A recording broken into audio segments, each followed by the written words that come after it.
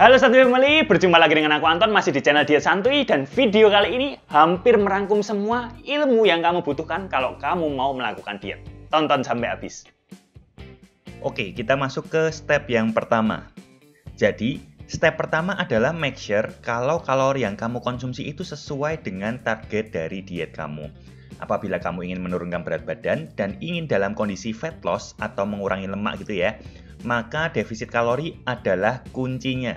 Kamu harus mengkonsumsi lebih sedikit kalori dari yang kamu keluarkan.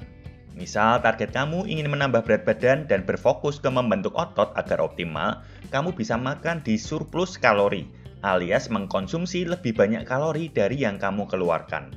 Dan kalau kamu ingin mempertahankan berat badan, kamu bisa makan di kisaran maintenance. Dulu aku udah pernah bahas soal cara menghitung kalori di video yang ini. Dan aku juga sudah pernah membahas cara menghitung porsi tanpa menghitung kalori. Misalnya kamu males gitu yang ngitung kalori ya, ada di video ini juga. Nanti aku masukin aja linknya di akhir video. Nah, setelah menentukan jumlah kalorinya, sekarang kita masuk ke step kedua. Step kedua adalah make sure kalori yang kamu konsumsi memiliki komposisi makro yang baik. Makro itu adalah singkatan dari makronutrien. Makronutrien sendiri terdiri dari karbohidrat, protein, dan juga lemak.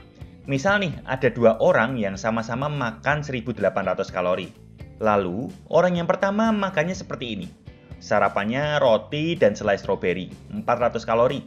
Makan siangnya nasi banyak, bakwan, dan ayam bakar kecap, 700 kalori.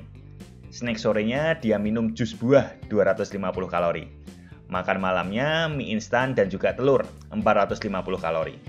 Lalu, orang yang kedua makannya seperti ini. Sarapannya oatmeal dengan susu rendah lemak, telur, dan juga buah pir, 500 kalori.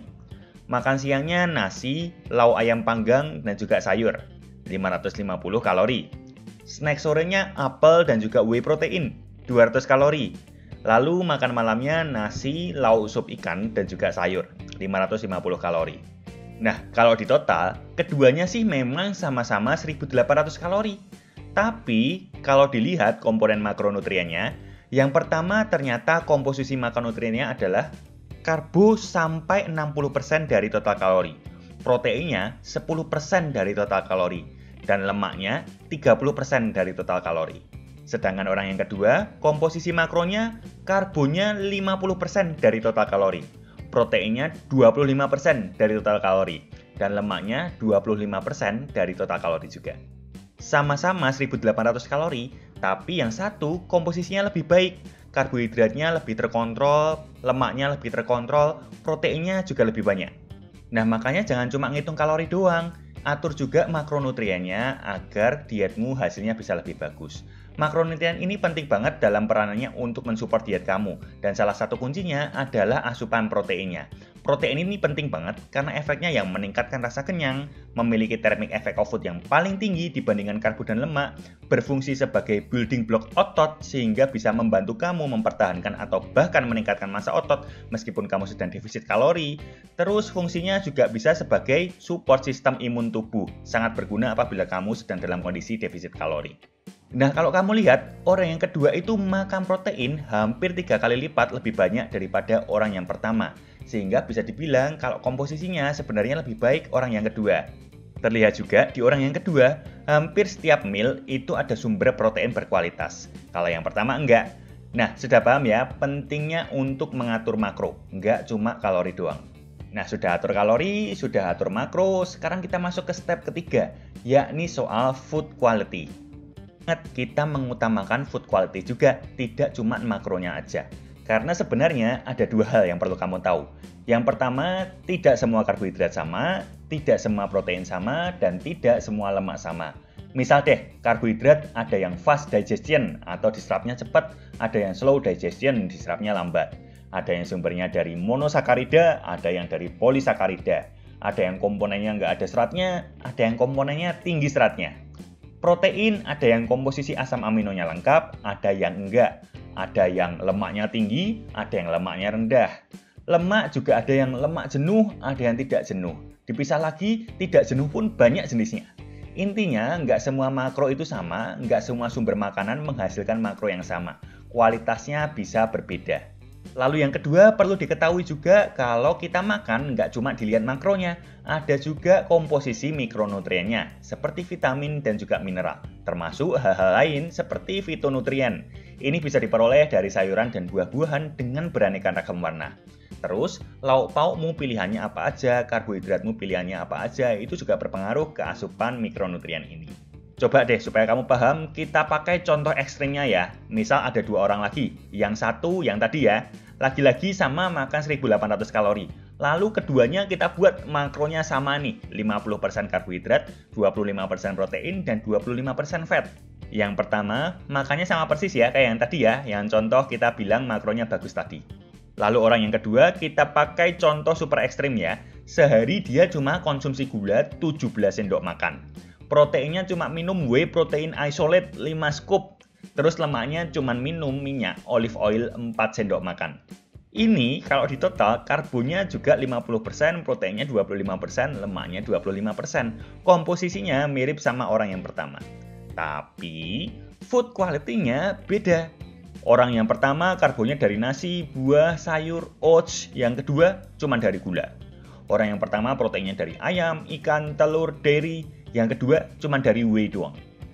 Lemaknya yang pertama dari telur, ikan, susu, minyak untuk menumis, memanggang. Kalau yang kedua cuma dari minyaknya doang. Nah, jadi dalam konteks cerita ini tentunya lebih baik orang yang pertama karena sumbernya lebih bervariasi dan berkualitas juga. Zat gizi dan senyawa-senyawa yang baik untuk kesehatan juga lebih banyak pada orang yang pertama. Jadi, pastikan setelah kamu dapat makronya, pastikan juga sumbernya berkualitas juga. Untuk karbo, masukkan whole grains, buah-buahan, dan juga sayur. Untuk protein, kamu bisa masukkan poultry atau unggas, ikan, meat, dairy yang dominan lean atau lemaknya sedikit. Dan juga lengkapi sebagian kecil dari sumber protein dari legumes untuk protein nabati. Dan untuk sumber lemak, kamu bisa cari dari kacang-kacangan atau minyak yang tinggi lemak tidak jenuhnya, lalu bisa cari dari ikan, biji-bijian, dan juga lain sebagainya. Nah, kalau kalori udah dapet, udah ditentuin makronya juga, terus udah ditentuin juga tuh mayoritas food quality-nya bagus. Nah, setelah itu kamu tinggal sisain slot kalori sebagian buat comfort foods kamu. Comfort foods ini digunakan untuk menggambarkan makanan kesukaan seseorang yang membuat nyaman gitu ya. Tapi sebenarnya kalau dilihat dari kandungan gizinya termasuk makanan kurang berfaedah. Entah karena cuma tinggi di karbohidrat doang, tinggi gulanya, atau mungkin tinggi lemaknya doang seperti itu. Contohnya ya banyak ya seperti boba kayak, minuman manis kayak, kerupuk kayak, keripik kayak, terus ya cake kayak, apapun itu, martabak kayak ya makanan kesukaan orang-orang yang sebenarnya sering dilabeli bikin gendut. Sebenarnya enggak masalah juga. Yang penting sekali lagi kamu ikutin step by step ini tadi. Tentuin dulu kalorinya, sudah tahu makronya, sudah diatur supaya dominan food quality-nya bagus. Lalu sisain sedikit untuk comfort foods kamu, untuk makanan kesukaan kamu. Bebas, yang penting kamu suka, lalu porsinya dikontrol. Hanya sebagian saja. Jangan kebalik, malah nanti makanan yang kualitasnya bagus, jadi sedikit doang, comfort foods-nya yang dominan. Nah, itu yang kurang baik. Nggak perlu ada yang dihindari selama kamu sehat dan tidak ada penyakit apapun. Sekali lagi, kuncinya adalah moderasi dan juga mengutamakan makanan berfaedah. Jadi, sudah clear ya? 4 step ini kamu ikuti, maka pola makanmu akan seimbang.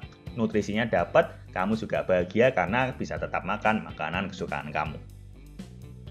Nah, kalau sudah paham caranya, sekarang tinggal dieksekusi supaya pola makanmu bisa makin berkualitas dan juga dietmu bisa makin menyenangkan. Kalau memang masih bingung-bingung soal dietnya, join aja ke tim Diet Santuy, karena nanti di situ ada grup privat khusus, jadi kamu bisa tanya-tanya kalau memang masih bingung soal pola dietmu. Plus, ada gratisan nih, kamu akan dapat alat workout gratis, jadi kamu bisa langsung mulai olahraga tanpa harus keluar rumah, karena ini alat untuk home workout seperti itu ya. Aku tunggu kamu ya di member area Diet Santuy. See you di video selanjutnya.